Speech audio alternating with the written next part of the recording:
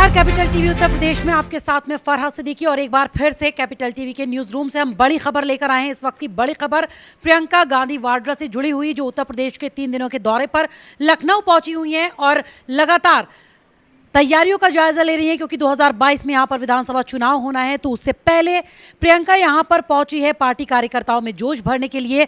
Party कार्यकर्ताओं को संदेश भी वो देती नजर आई, जीत का मंत्र देती नजर आई। साथ ही साथ प्रियंका ने यह भी कह दिया है कि 2022 में बीजेपी को हराने के लिए वो कुछ भी करने के लिए तैयार है, किसी भी राजनीतिक दल के साथ वो गठजोड़ करने के लिए तैयार है।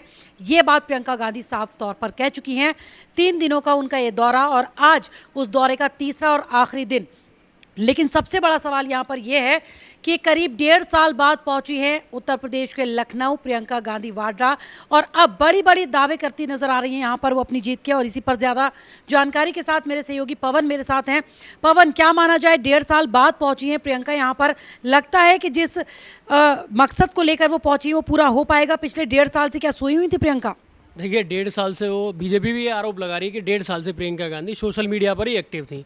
और मैं ये पर्सनली बताता हूँ ये चीज़ें कि कांग्रेस की बहुत बड़ी गलती है एक तरीके से। 1.5 साल आप प्रियंका गांधी को यूपी का प्रभारी बना रखा है, 1.5 साल से वो यूपी नहीं गई हैं। आखिरी बार वो शायद जहाँ तक मेरे को ध्यान है हाथरस में जो गैंगरेप हुआ था एक लड़की के साथ, वहाँ गई थी ऐसे 1.5 साल पहले। उसके बाद लगातार प्रियंका गांधी दिल्ली रहीं, सोशल मीडिया के माध्यम से ही वो कार्यकर्ताओं को संबोधित करती रहीं, बीजेपी की सरकार पर निशाना साधती रही। अब 1.5 साल बाद वो यूपी पहुंची हैं लखनऊ दौरे पर अभी 3 दिनों से, तो लगातार मिल रही हैं, अपने कार्यकर्ताओं से मिल रही हैं, जो पंचायत चुनाव के अंदर जिन लोगों से बदसलूकी वगैरह हुई है उन लोगों से मिल रही हैं और बीजेपी की योगी सरकार पर लगातार निशाना साध रही हैं वो।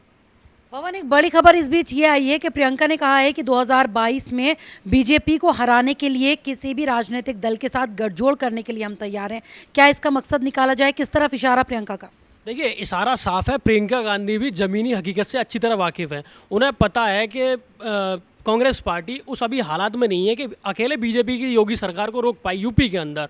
अब लगभग ये कहना भी ठीक होगा कि कांग्रेस पार्टी कुछ जिलों की पार्टी बनकर रहेगी यूपी के अंदर। अमेठी वो अपना पुराना गढ़ है, वहाँ राहुल गांधी चुनाव हारी गए। अब इसी अंदाज़ा लगा सकते हैं इस चीज़ से। पंचायत का जो चुनाव हुआ था कांग्रेस पार्टी बिल्कुल साफ़ हो गई, जिला पंचायत अध्यक्ष तक नहीं बना पाई वो अपने। यहाँ तक रायबरेली और अमेठी जो ऐसी गढ़ हुआ करते थे 2019 के लोकसभा चुनाव में, चलो रायबरेली का जो अपना गढ़ था, यहाँ से सोनिया गांधी चुनाव लड़ती थी, वो तो किसी तरह बचा लेगी वो, लेकिन मार्जिन वहाँ भी कम हो गया।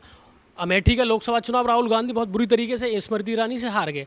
तो कांग्रेस पार्टी को अच्छी तरह मालूम है कि अकेले हम बीजेपी को नहीं रोक सकते, किसी पार्टी से गठबंधन कर लेंगे। हमारे अभी प्रियंका गांधी का भी मैं देख रहा था, उनका बयान भी अभी आया है कि हमारे दरवाजे सब पार्टी गठबंधन के लिए खुले हुए हैं, हम किसी भी पार्टी से गठबंधन करने के लिए तैयार हैं। तो प्रियंका गांधी अच्छी तरीके से जानती है कि अकेले हम नहीं रोक पाएंगे। पिछली बार भी 2017 के चुनाव में आपको याद होगा कि बड़ा पीके जो प्रशांत किशोर हैं, यूपी में उन्होंने खाट पंचायतें की थी, खाट सभाएं की थी, बहुत बड़ा एक कैंपेन किया था।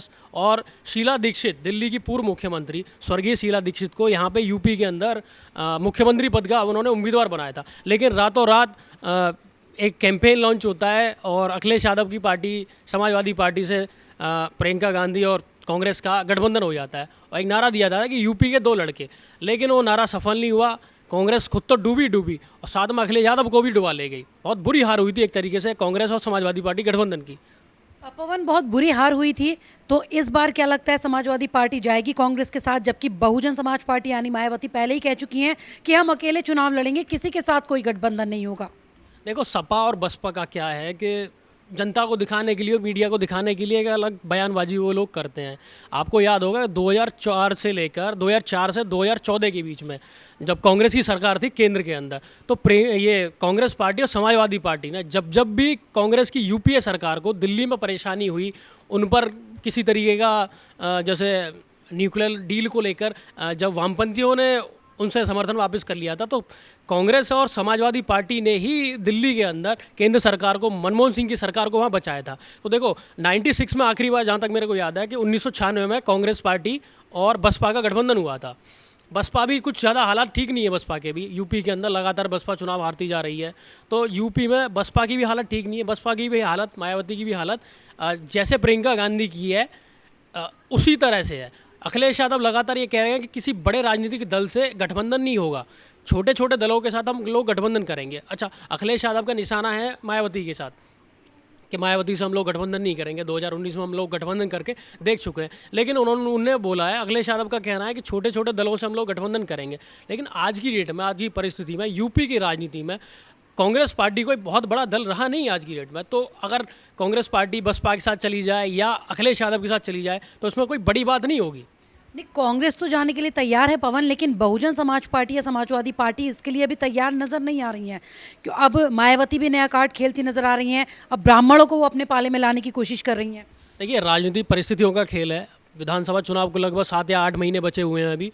तो देखा जा सकता है, शायद चर्चाएं कुछ दिन पहले ये चल भी रही थी कि प्रियंका गांधी और मायावती की शायद मुलाकात भी होने वाली है, लेकिन फिर कोरोना वगैरह के चलते मुलाकात टल गई। जहाँ तक जो यूपी की राजनीति पर अच्छी पकड़ रखने वाले पत्रकार हैं, तो ये बता रहे थे कि अखिलेश यादव खुद भी इंटरेस्ट नहीं है अभी, मुझे जहाँ तक भी लग रहा है। अखिलेश यादव लगातार बयान दे चुके हैं कि कांग्रेस के साथ हम लोग नहीं जाएंगे।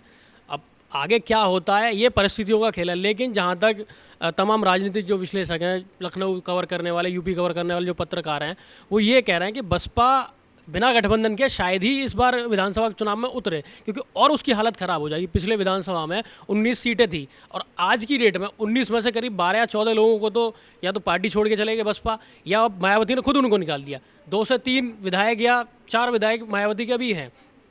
तो जहाँ तक भी है प्रियंका गांधी और कांग्रेस पार्टी, मुझे लगता है कि शायद अपनी योजना बना रहे हैं कि वो बसपा के साथ गठबंधन करें। यानी योजना बनती नजर आ रही है कांग्रेस की कि बसपा के साथ गठबंधन करें। अब उसके लिए मायावती को वो लोग मनाएंगे, क्योंकि मायावती पहले कह चुकी हैं कि हम किसी के साथ नहीं जाएंगे।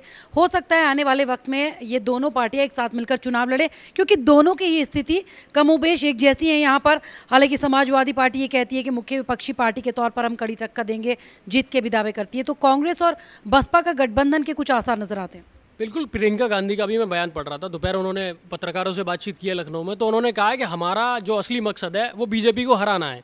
तो बीजेपी को हराने के लिए वो सपा के साथ भी जा सकती हैं, बसपा के साथ भी जा सकती हैं।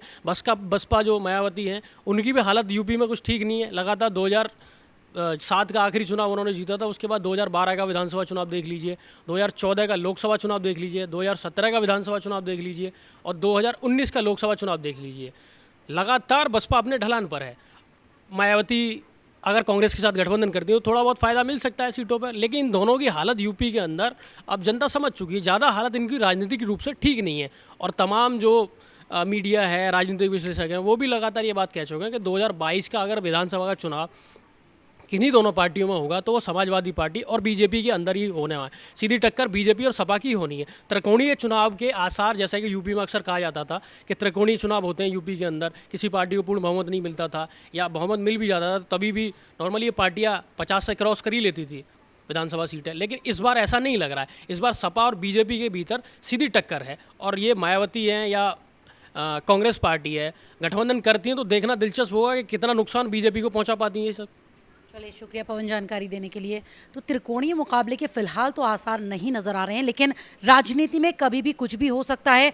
हालांकि पहले बहुजन समाज पार्टी की मुखिया मायावती ये कह चुकी हैं कि वो किसी भी बड़े दल के साथ गठबंधन नहीं करेंगी, लेकिन अब जब प्रियंका ने कह दिया है कि वो बीजेपी को 2022 का चुनाव हराने के लिए किसी के साथ भी गठबंधन कर सकती हैं, किसी के साथ भी गठजोड़ कर सकती हैं, तो हो सकता है नई तरीके की यहाँ पर राजनीतिक संभावनाएं आगे आने वाले वक्त में नजर आए। क्योंकि 7 से 8 महीने का वक्त बचा है अब उत्तर प्रदेश के चुनाव में, तो सभी राजनीतिक दलों ने कमर कस ली है, सभी अपनी अपनी जीत के दावे कर रहे हैं और कई ऐसे दल हैं जो ठीक पूरी तरह से बीजेपी को सिर्फ और सिर्फ हराने के लिए चुनावी मैदान में उतरने की बात उनकी तरफ से की जा रही है।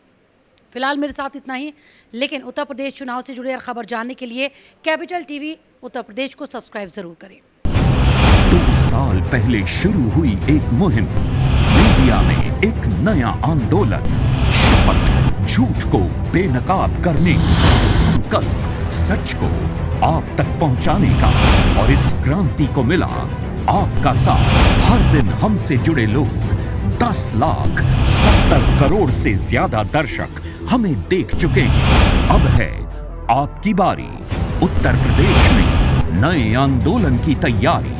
आपका कैपिटल टीवी अब और स्पेशल और fresh. Capital TV Uttar Pradesh.